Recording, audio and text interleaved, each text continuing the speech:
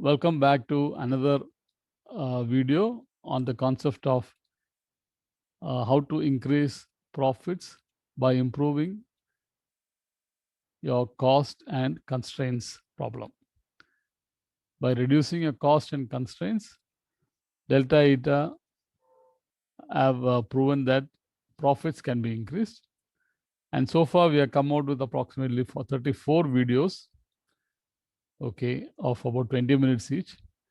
Now, in the next 3 videos, we are going to see some of the examples from our projects. So we have titled it as Invented Wheels, because it's a wheel is invented and no need to reinvent these wheels. So this will help you to kickstart your cost reduction efforts or continuous improvement efforts. So we will start with our ongoing projects where we have successfully identified some areas where costs can be reduced, and we are sharing this with you to help you to kickstart. You will find similar opportunities inside your organization. So use this as an opportunity to make the changes. The last 3 videos, video number 32, 33, and 34, we're focusing on how to bring about the change by minimizing resistance. So these next 3 videos will be on the changes we brought about, which help the company to save a lot of money and improve its bottom line. So let's start with the first case.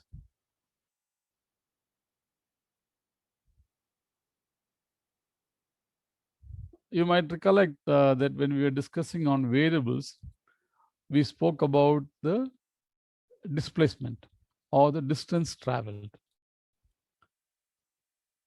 In any enterprise, there is always movement of material or man or products inside the organization as well as outside. We have seen that in the pie chart of Peter Drucker, almost 23% of the cost goes in movement of material and products. Raw materials coming from the site to the factory, movement inside the factory, and finished product from the factory to the customer. This costs approximately 23% of the value of the product.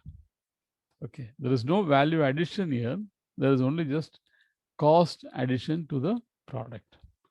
So if we minimize the movement, automatically we will minimize the cost. And whatever is saved goes to your bottom line as per the concept of cost reduction.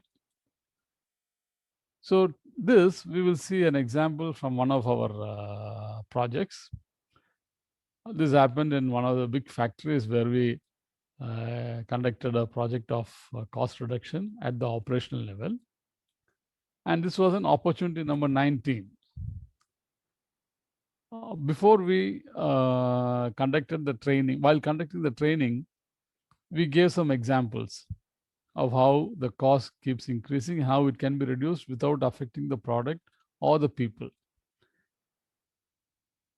One such example was the case of material movement inside our factory and how we minimize that. So taking cue from that example, one of the trainees identified an opportunity as shown here. Here, what we see here is that there were 2 sheds, shed number 2 and shed number 3. Okay, and from shed number 3, every shift about 70 bobbins, each weighing around 20 kg, is transferred to shed number 2 to this point.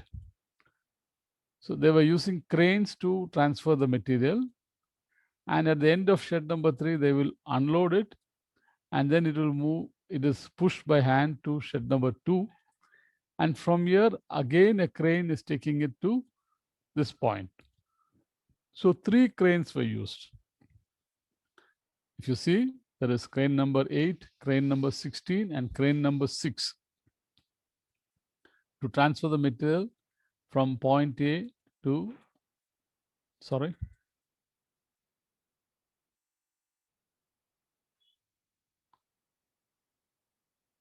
to point B. So this involved traveling a distance of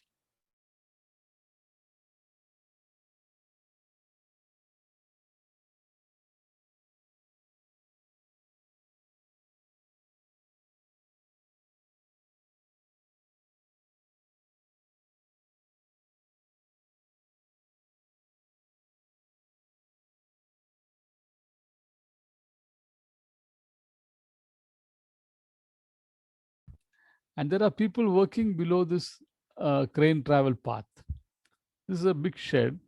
People are working underneath, and this material is going over their head. Okay, then it is offloaded here. It's moved by hand about 7 meters, and again picked up, brought down, picked up, and brought down here. So 6 vertical movements are there, plus a horizontal displacement of 84 meter is what was happening to this material from these bobbins from point A to point B. Now, there is no value addition in this travel. It is just displaced from point A to point B. And the distance traveled is 84 meter by crane and 7 meter by manual pushing. Now, during the project, one of the trainees had a look at this process. Prompted by our training, he went ahead and saw why not reverse this crane travel to move these bobbins from point A, move towards the right. Instead of going to the left 30 meter, why not move to the right? And then take this travel towards the right to reach shed number 2. So this matter was discussed. We went and validated this point. We found that there was a small shed in this point which was lying unused. And the presence of this shed had made the planners at that time to select this route. There was nothing else. There was a shed here, and for some reason they didn't want to disturb it. So they took this long route to reach point B. From point A to point B, they took this long route. The moment the new route was approved, it was just, instead of going to the left, these bobbins turned to the right. They were traveled 24 meters, and from here, it just moved 6 meters to reach point number 2 or second point. So the displacement was reduced from, the crane travel was reduced from 84 meter to 24 meters. And this manual pushing, we recommended that they make a trolley and use a motorized trolley, automatic remote controlled trolley, so that it can be moved up and down. It doesn't cost much. So this new route was approved, and the saving turned out to be very, very big. Huge savings came out of this. We'll just go into that portion. I hope you understand this point. To shift bobbins from point A in shed number 3 to point B in shed number 2, it had to travel a distance of 84 meters by 3 cranes and a manual pushing of 7 meter. By just rerouting, we could reduce that crane travel from 84 meters to just 24 meter. And added to that, instead of manually pushing, we suggested to go for a trolley type system, remote control, so that it can be moved up, forward and backwards without the help of an operator. Only the operator of the machine at point number 2, where these bobbins were required, he could do it just pushing up and down. So this is a big saving. We will see what the savings came from this exercise.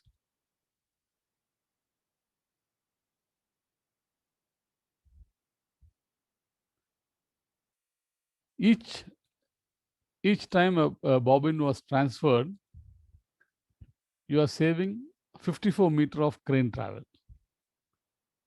Now the crane, after taking material from point A to the end of the shed, it has to travel back to pick the next consignment, which means that every time a bobbin is transported, the crane is traveling 168 meters in the present condition because it has to go back.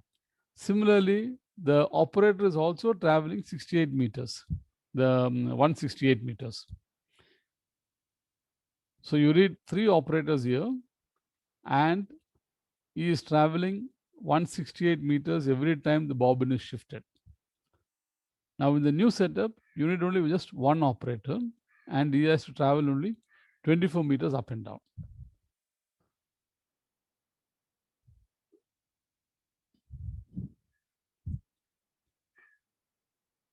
So the saving in distance travel turned out to be, for the crane alone, 54 meter per shifting, multiply by 2 to take care of the return travel. And every shift, they were doing about 70 bobbins. 70 bobbins were shifted every shift, and they were doing 2 shifts a day, working 25 days in a month. So simple calculation, your saving of crane travel worked out to 3,78,000 meter, or 378 kilometers of crane travel was reduced only to just shift the bobbins. I hope you are able to imagine the quantum of work which was reduced. Imagine 3 operators traveling approximately 378 kilometers extra without adding any value. Crane traveling 378 kilometers extra without adding any value. So you can imagine the energy saved, the maintenance of the crane saved, the manpower. Directly we can see that the manpower reduced from 3 to 1. Also, on the when the crane overhead crane is traveling with the bobbin, there are people working underneath it. Imagine the anxiety of the employees down below.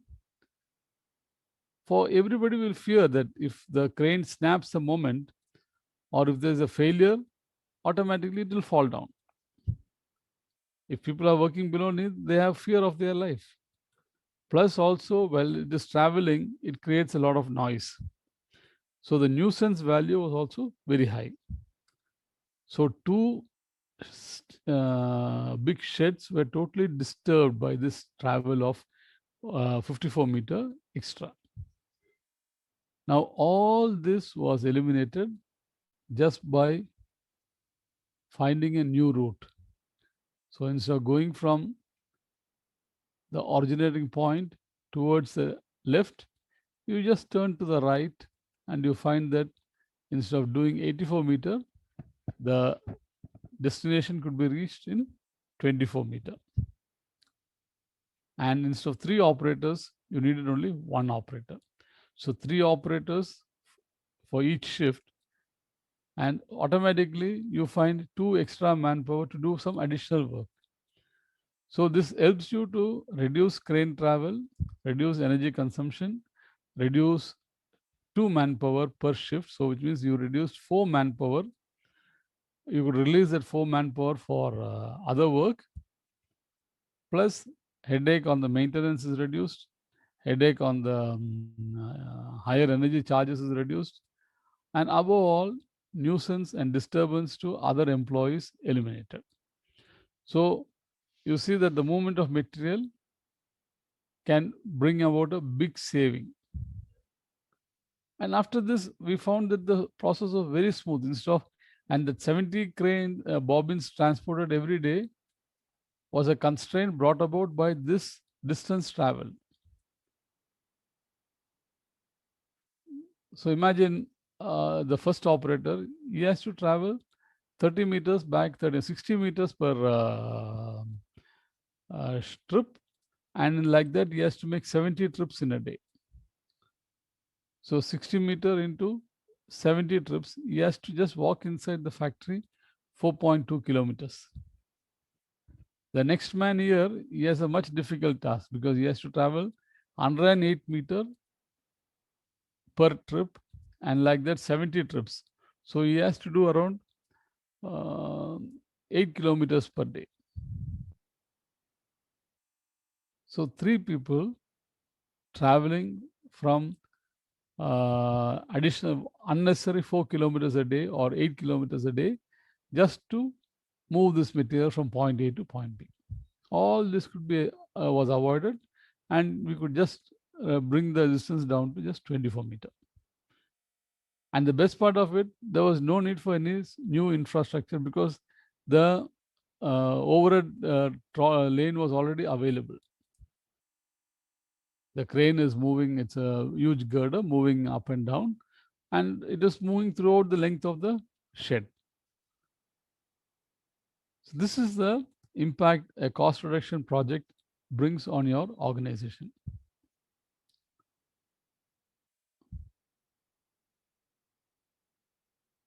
See, I'm just asking the question, what was the distance traveled by the crane every month before cost reduction?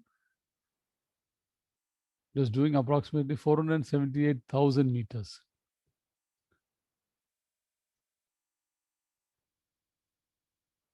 Okay.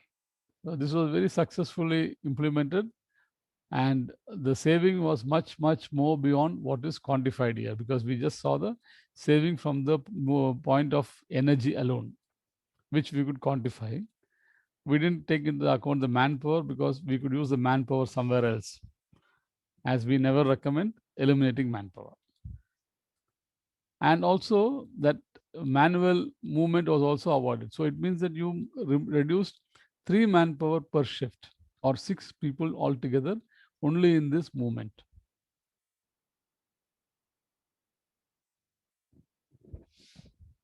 The next point or next opportunity which we would like to discuss is a improvement in the fixture. This was opportunity number 32. Whenever we do cost reduction projects, we identify the opportunity. We help the employees to identify the opportunities, train them in identifying the opportunities. And then when the project report is made, each opportunity identified is given a unique number. So this was opportunity number 32. The previous one was opportunity number 19. So anytime it is the opportunity number which is governing the identified opportunity, and it's unique.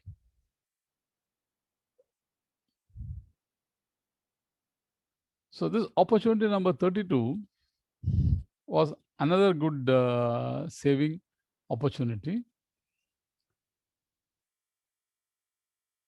It was again saving in the setup time. Saving of the setup time. What was done at the last stage of the process? The steel wires has to pass through a bush like this. The steel wire has to pass through a bush, and the hole is there according to the diameter of the wire. So according to the diameter, the wire is passing through this hole. Okay, and this bush is used as a what do you call, centralizing or a guide. This bush made of nylon, it was a guide allowing the wire to pass through without any deviations. So every time the wire diameter of the wire changes, this bush has to be changed. So the bush has to be removed, the existing bush has to be removed. The new bush, according to the new diameter, has to be brought from the rack and fixed, and then they allow the new wire to pass through. So this entire changeover time was about 15 minutes, 1-5. Okay. Now, an opportunity was identified because every time you are changing a wire diameter, you have to change the bush and you're losing 15 minutes of your mission time. Imagine there are 3 wire changes every day. In a shift of 11 hours, there are 3 wire changes and you are working 2 shifts. So at least 6 times each mission will cater to different wires. So 6 times you have to change the bush, which is 90 minutes of stoppage time. Because every time you change the existing bush, pick a new one, fix the new bush, you are losing 15 minutes. So 90 minutes is the time lost in this setup time. So an opportunity was identified here to save this lost time, and it was suggested that they develop a multi-dia bush which can have 5 different holes to cater to 5 different diameters. So 5 different holes were there in each bush, and you only just had to rotate the bush.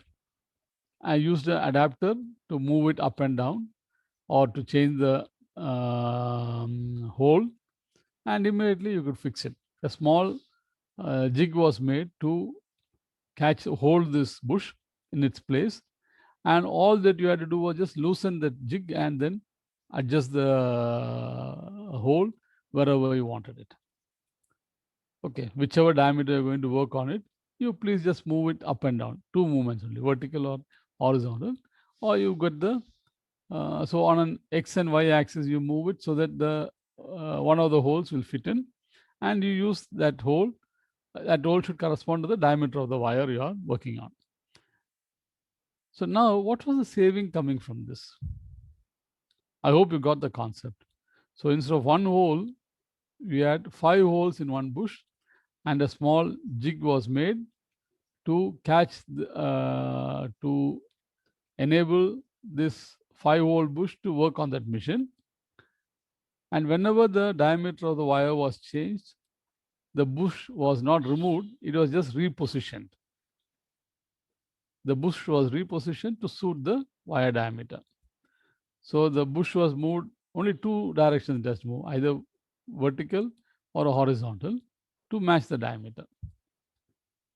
Now, what was the saving coming from this? Let's say 15 minutes was the time lost in the previous setup. Now with the 5-hole bush, the setup time was reduced to 5 minutes. So every time a change is made, you are saving 10 minutes. So from 90 minutes lost, it becomes 30 minutes lost in the operation. So the wires were changed 3 times per shift, and the company works 2 shifts. And the company has got 10 such missions. So if you calculate the hours gained, so each mission you are gaining about 1 hour per shift or per day, and you are working 25 days in a month. So almost 300 days you're working. So on each mission you saved 300 hours. And with 10 missions, you are saving almost 3000 plus hours, which is equivalent to half the working time of a mission. So by this change,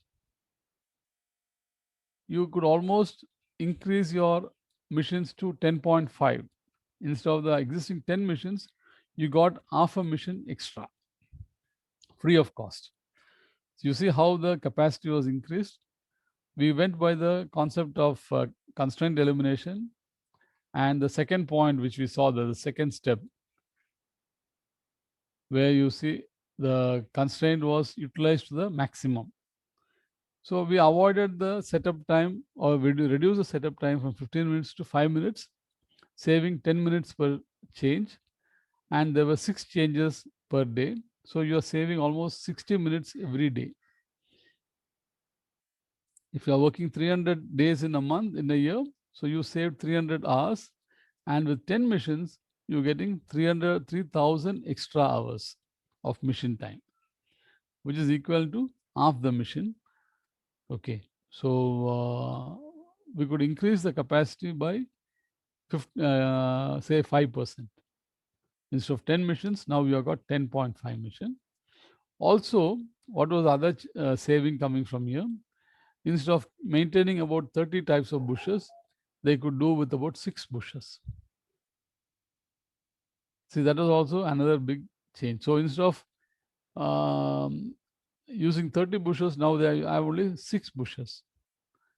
And the wear and tear is also minimized, because it is just shifting. You don't have to remove, and all that additional wear and tear coming from the removal and sitting it was eliminated. So the bush quantity also reduced from 30 to 6. And the next part was, even the operator fatigue was reduced, because he doesn't have to go every time to change the bush, search for the right bush, bring it and insert it. While he is working on that size, somebody else will be requiring it. All this led to stoppages. Now they could dedicate the missions for certain diameters and get the work done very smoothly and easily. So this was another big saving which we could get for that company. Okay, by just the concept used here was not reduction of timing, it was constraint elimination. You elevated that machine to perform without losing any time. So setup time was reduced from 15 minutes to 5 minutes, and it made a very big saving for the company. So with these two opportunities, we see that we were able to increase the number of missions from 10 to 10 and a half, and increase their capacity also. Let's say if they are doing 100 tons per shift, with this new addition of time, they could do 105 tons. You see the difference? So if multiply this by 300 days, that machines will be doing, instead of 3000 tons, you'll be doing 3150 tons. So this is the additional, which brings down the unit cost of the product also in the final run, because you get more output from the same machine, from the same operator, you get more output. So automatically your unit cost goes down. So this is a second example. We'll come again with the third example and fourth example after some time. Thank you.